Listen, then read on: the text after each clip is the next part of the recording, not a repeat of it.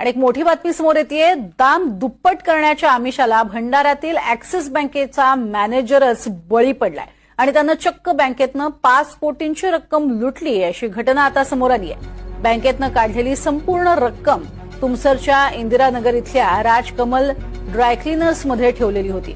Axis bank manager Gaurishankar Bawankule याला दिल्ली, उत्तराखंड, रायपूर, गोंदिया इथल्या एका टोळीनं 5 कोटी रुपयांच्या बदल्यात 7 कोटी रुपये देण्याचं आमिष दिलं होतं.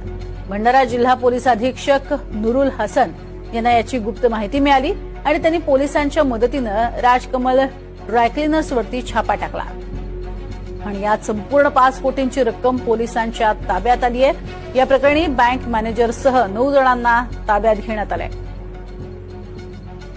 मात्र भंडाऱ्यातील बँक मॅनेजरच या भूल थापांना बळी पडलाय, हेही दुर्दैवी.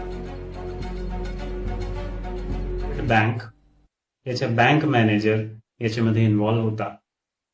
काही क्रिमिनलनी या बँक मॅनेजर सोबत असा प्रॉमिस केला होता की 5 कोटी ऐवजी तुम्ही 5 कोटी कॅश द्या, आम्ही आपल्याला 7 कोटी रुपये परत करून देतो. तर यांनी या बँकचे मॅनेजरनी कोणत्याही प्रकारच्या आरटीजीएस ना घेता बँकेचे 5 कोटी बाहेर काढले आणि ते आरटीजीएसच्या वेट करत होता.